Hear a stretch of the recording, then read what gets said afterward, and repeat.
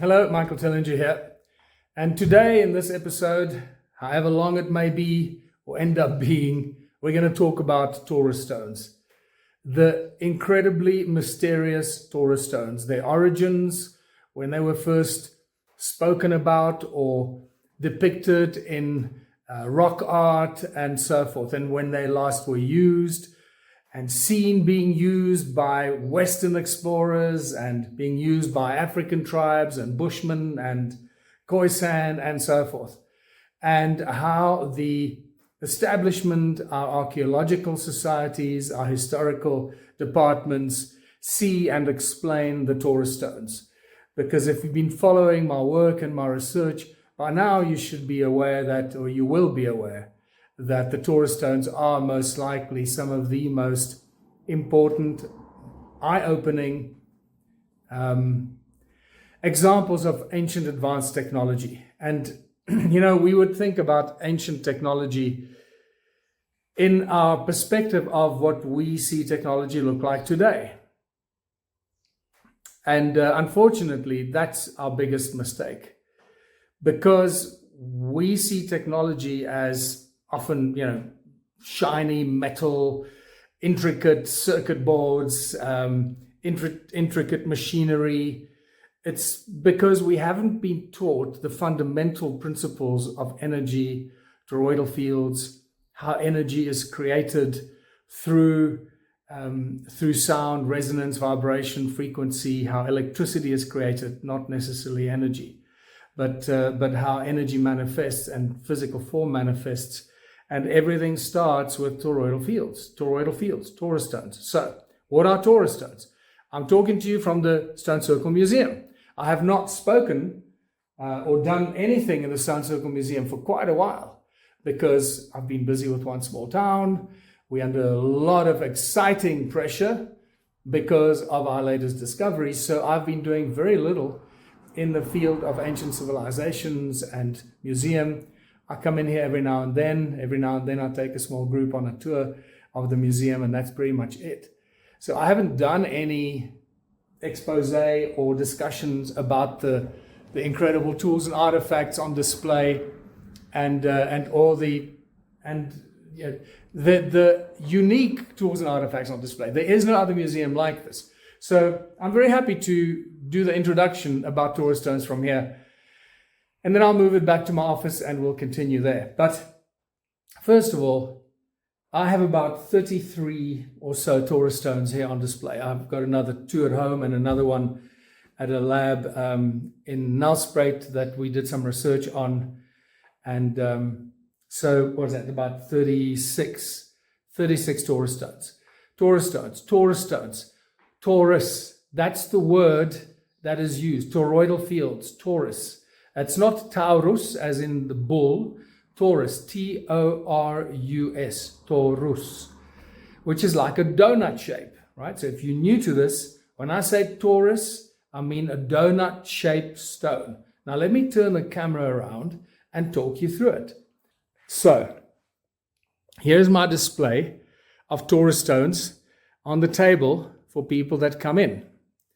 And this is just a general number of Torus stones that are on display here for no particular reason, but as an introduction for people to see what a Torus stone is. And your first reaction and first, I guess, realization is that they're not all the same size and they're not necessarily all the same shape. You can see some are bigger, some are larger.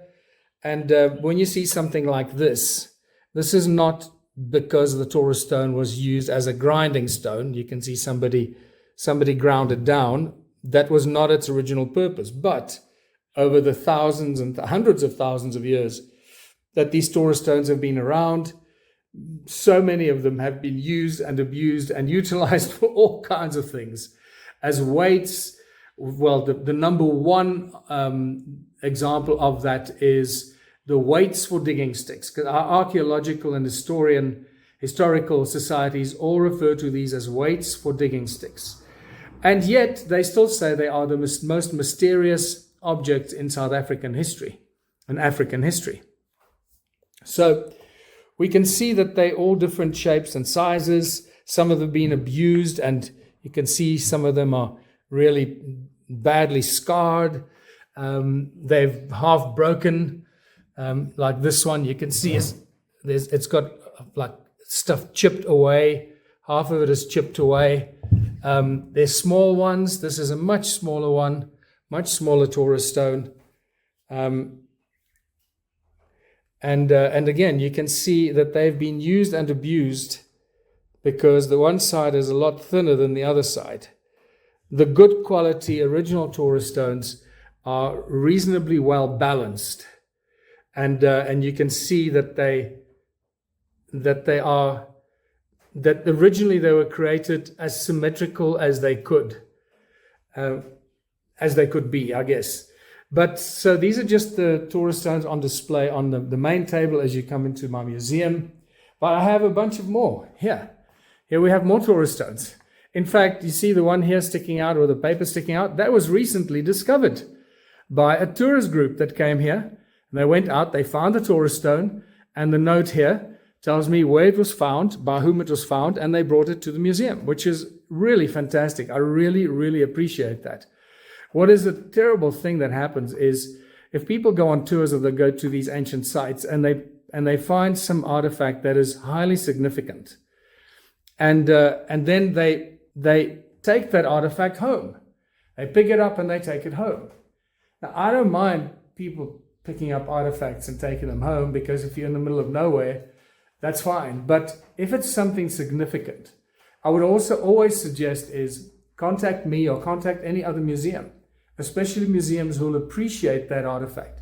If you're not in South Africa, if you're in some other country, and let that artifact be displayed so that the whole world can see it. If it's significant, if it's something that you think it's special to you, that's a different story. But it's a great shame and tragedy that so many incredible tools and artifacts are lying in people's private collections, and they literally are wasted. And it could be a missing link, a very important piece that could explain an important missing bit of information that archaeologists, historians, and researchers have been looking for. So just keep that in mind. If you find something that could be significant, let's get it into a museum, and especially a museum that you know is going to respect and honor that particular artifact, and not put it on the side and reduce it to some nonsensical, irrelevant, and unimportant, relic. So fortunately, the Stone Circle Museum, every one of these stones, every one of those stones, which many of them are teeth and spikes and so forth, from dinosaurs, humanoids, etc., etc.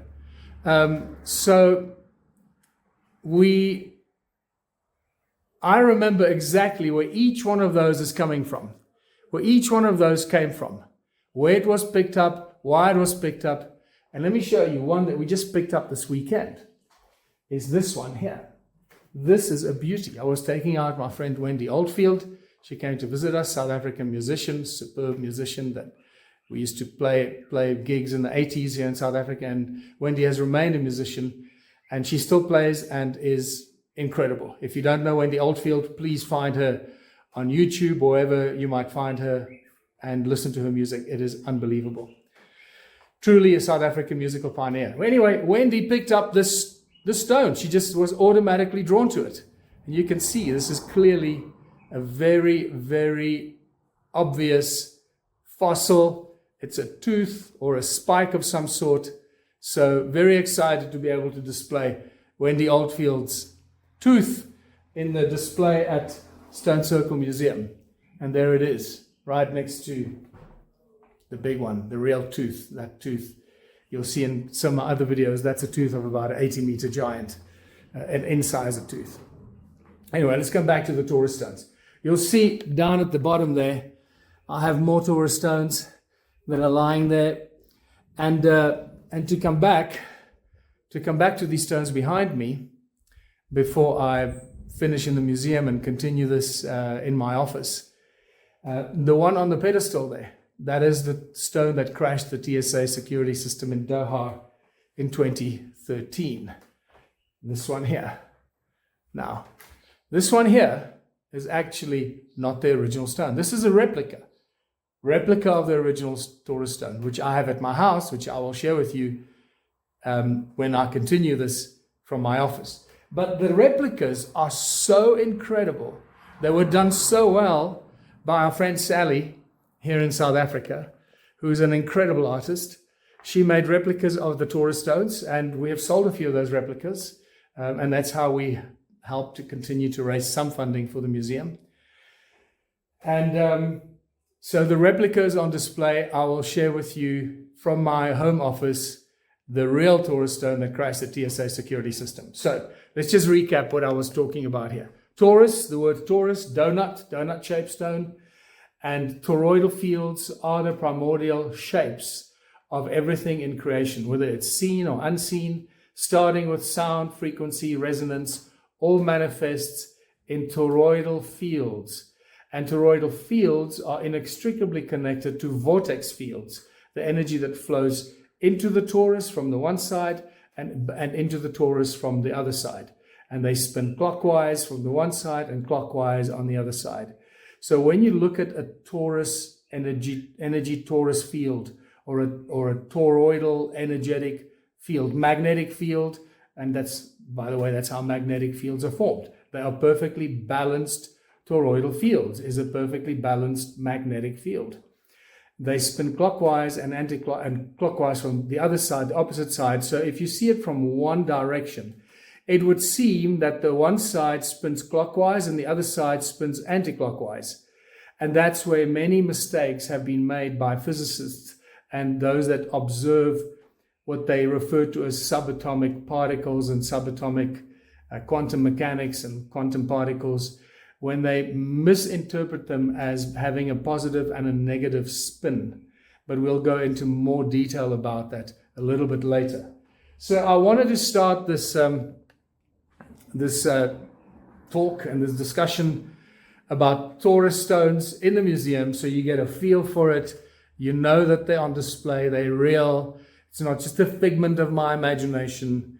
And I'm now going to take it home to my home office and continue talking about Torus stones, when they were first discovered by the Europeans, when they started to explore Africa, what the impressions were, what they thought about the Torus stones, and how they were then documented incorrectly by European historians as being weights for digging sticks, because that was their first interaction and their first visual contact with African tribes and Bushmen using Torus stones as weights for digging sticks.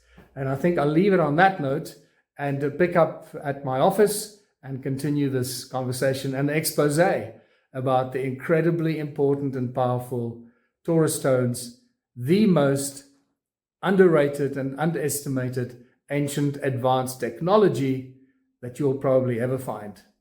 All right, we'll pick up at my office. Ciao for now.